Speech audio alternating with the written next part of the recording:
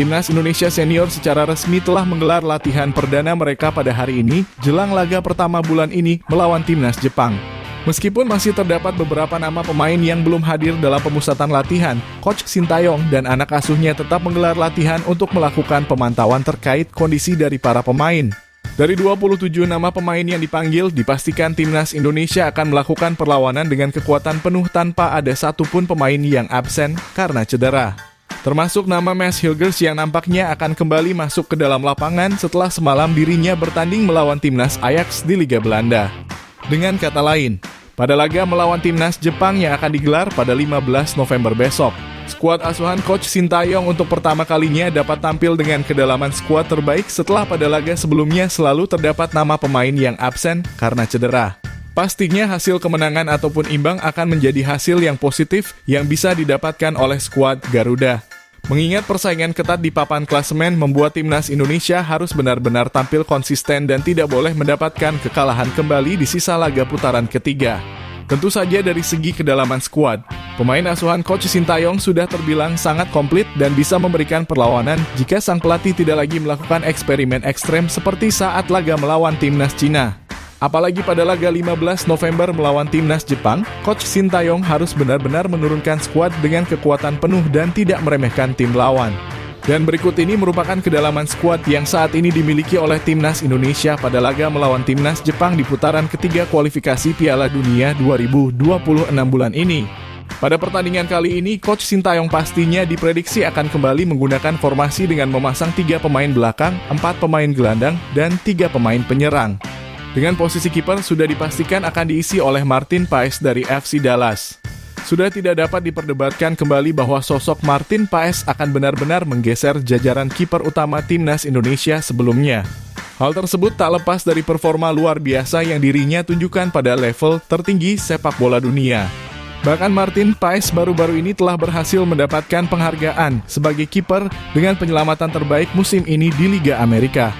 Hal ini pastinya telah secara langsung mengisyaratkan bahwa Martin Paes memanglah layak untuk bisa masuk sebagai pemain utama skuad Garuda. Khususnya pada laga berat melawan Timnas Jepang di 15 November yang akan datang. Namun tentu saja jika sang pemain tidak dalam kondisi terbaik, nama Nadeo Argawinata dapat menggantikan posisi sang pemain di bawah mistar gawang. Sejauh ini Nadeo Argawinata sukses membersamai klubnya, yaitu Borneo FC yang kini bertengger pada peringkat pertama klasemen sementara BRI Liga 1. Tentu saja ini merupakan hal positif bagi Nadeo sebagai penjaga gawang dan juga dapat masuk ke dalam pertimbangan pelatih untuk bisa menggantikan peran dari Martin Paes. Apalagi pada laga melawan Timnas Jepang, jika sang pemain dapat bermain bagus, bukan tidak mungkin performanya akan semakin meningkat dan kembali pada top performanya. Sementara itu pada posisi pemain belakang, Coach Sintayong pastinya akan menggunakan skuad penuh pada laga melawan Timnas Jepang. Nama-nama seperti Jay Itzes, Mads Hilgers, dan juga Justin Hubner kemungkinan besar akan menjadi daftar nama pemain yang terlebih dahulu diturunkan oleh Coach Sintayong pada awal babak pertama. Dengan memanfaatkan talenta dari 3 pemain diaspora ini, pertahanan dari Timnas Indonesia kemungkinan besar akan solid dan sangat sulit untuk bisa ditembus oleh tim lawan.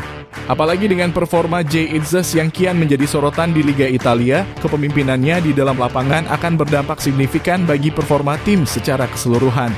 Begitupun dengan Mads Hilgers serta Justin Hubner yang sampai saat ini menjadi salah satu pemain kunci di level klub dengan jam terbang tinggi di level permainan tingkat tinggi. Nama 3 pemain tersebut pastinya akan memberikan dampak yang positif bagi pertahanan dan juga penyerangan dari skuad Garuda. Karena seperti yang kita ketahui, kini Coach Sintayong lebih memilih untuk membangun serangan dari bawah dengan memanfaatkan kerjasama tim yang kompak untuk bisa menciptakan skema penyerangan. Kerjasama dari 3 pemain ini yang dapat saling menutupi kekurangan akan menjadi modal utama bagi Indonesia dalam menghadapi Timnas Jepang di laga yang akan datang. Sedangkan pada opsi pengganti, Timnas Indonesia tentu memiliki daftar pemain bertahan yang sama-sama memiliki kualitas. Nama Rizky Ridho, Jordi Amat, dan juga Muhammad Ferrari dapat dipilih oleh Coach Sintayong sebagai opsi pemain pengganti pada laga ini.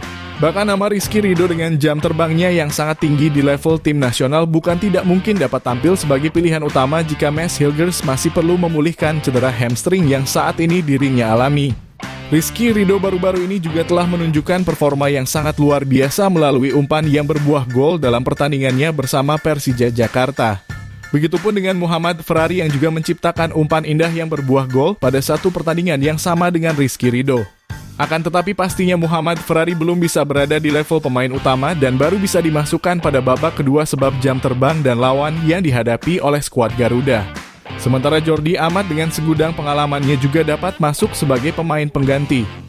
Dengan staminanya yang masuk pada babak kedua, ini dapat membantu timnas Indonesia dalam menyegarkan skema permainan di dalam lapangan. Selanjutnya pada posisi sayap bertahan pada sektor kirinya pastinya nama Calvin Verdong 100% akan diturunkan oleh Coach Sintayong dalam pertandingan ini.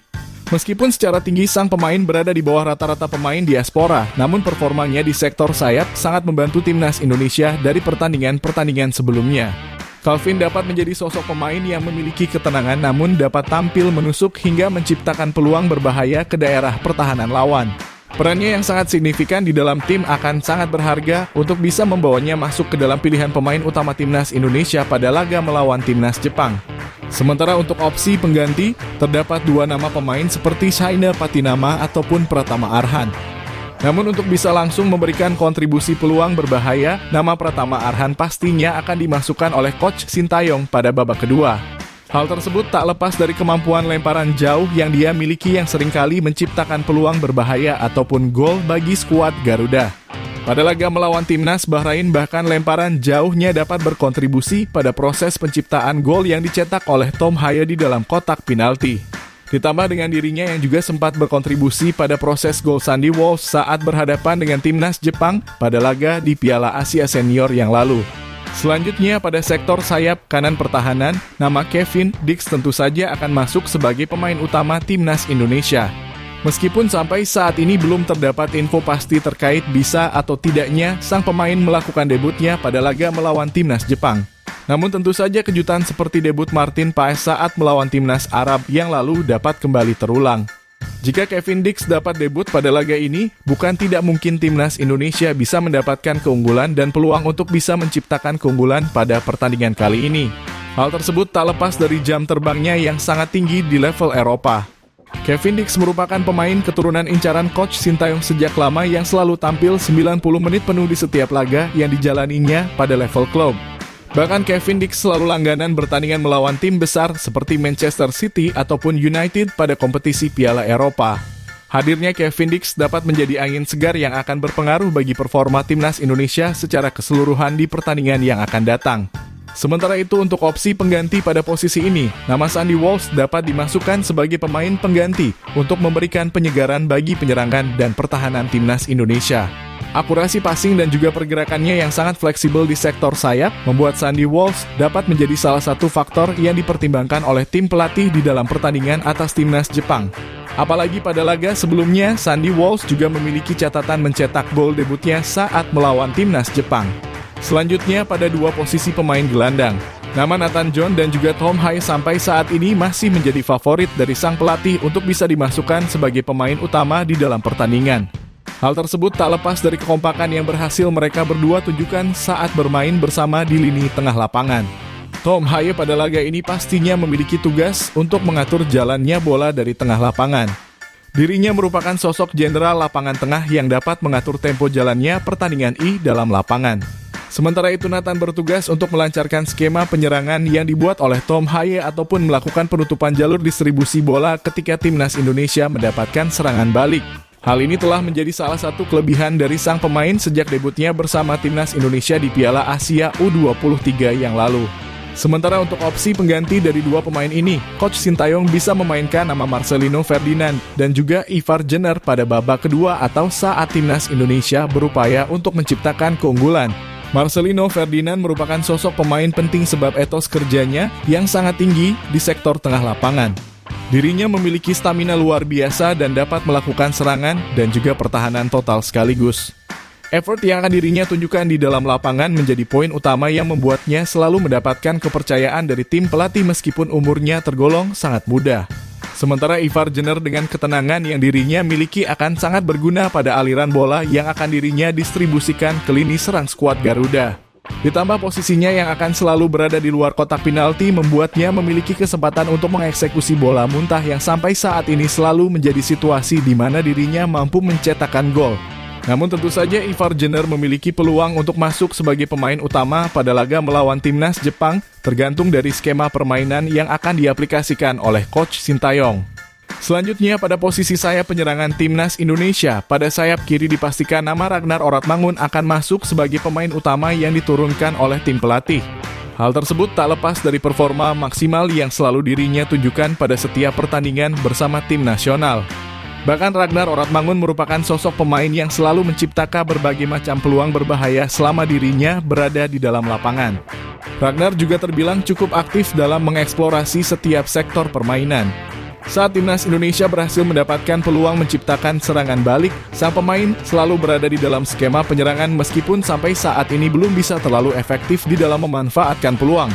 Namun sejauh ini sang pemain selalu bisa menciptakan gol ataupun berkontribusi pada penciptaan gol yang dicetak oleh skuad Garuda. Ini pastinya menjadi catatan positif yang dapat membawanya kembali tampil bersama timnas Indonesia.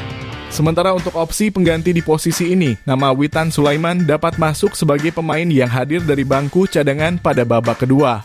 Kelincahan yang dirinya miliki dan kemampuan kerjasama tim yang sangat baik akan sangat membantu rekannya seperti Calvin Verdong untuk menciptakan peluang berbahaya di sisa menit pertandingan. Apalagi sejauh ini Witan merupakan sosok pemain lokal dengan performa yang stabil dan berada di atas rata-rata kemampuan pemain lokal lainnya di Liga 1. Sedangkan pada posisi sayap kanan penyerangan, nama Liano Reinders dapat masuk sebagai pemain utama yang dipilih oleh Coach Sintayong jika sang pelatih benar-benar ingin memanfaatkan kekuatan penuh dari skuad timnas Indonesia. Sebab pada laga melawan timnas Cina, sang pelatih bahkan tidak memasukkan nama sang pemain ke dalam pertandingan sebab tidak masuk ke dalam skema sang pelatih. Namun tentu saja kemampuan versatil dari sang pemain akan sangat berguna bagi timnas Indonesia untuk bisa melawan timnas Jepang. Memasang Liano merupakan pilihan tepat yang dapat diambil jika timnas Indonesia ingin menciptakan keunggulan. Sementara untuk opsi pengganti, nama Yakob Sayuri dapat diberikan kesempatan untuk menggantikan Liano pada babak kedua. Kemampuan pemain di dalam penguasaan bola dapat menjadi salah satu faktor yang mendukung performa tim dan melancarkan skema penyerangan di dalam lapangan. Yakob dapat menjadi salah satu pemain yang menciptakan perbedaan di dalam pertandingan melawan timnas Jepang. Dan yang terakhir pada posisi ujung tombak, Coach Sintayong dipastikan akan memasang nama Rafael Struijk kembali di dalam lapangan. Perannya sebagai ujung tombak timnas Indonesia saat ini sangatlah melekat yang membuatnya cenderung selalu dipasang di posisi striker tengah. Meskipun bukan bermain di posisi aslinya, Rafael Struijk sejauh ini dapat melakukan instruksi pelatih dengan sangat baik dengan selalu melakukan tekanan kepada tim lawan. Selain itu, kemampuan tendangan lengkung yang dirinya miliki dapat menjadi modal yang sangat besar yang dapat membuat sang pemain menjadi pembeda di dalam skuad timnas Indonesia. Meskipun begitu, Rafael Struijk tetap harus melatih power dari tendangannya agar dapat lebih tajam saat dirinya berada di posisi pemain terakhir yang dapat mengeksekusi bola ke gawang lawan. Dan untuk opsi pengganti di posisi ini, Hoki Caraka dapat dimasukkan oleh Coach Sintayong pada babak kedua jika stamina dari Rafael Struijk sudah habis. Performa Hoki Caraka yang meningkat di Liga Domestik menjadi modal utama bagi dirinya untuk bisa menjadi ujung tombak berbahaya bagi timnas Indonesia. Apalagi mental yang dirinya miliki sudah membuktikan bahwa sang pemain memiliki motivasi lebih di setiap pertandingan bersama tim nasional. Itulah tadi merupakan kedalaman skuad yang saat ini dimiliki oleh timnas Indonesia pada laga melawan timnas Jepang di putaran ketiga kualifikasi Piala Dunia 2026 bulan ini. Jangan lupa tulis pendapat kalian di kolom komentar.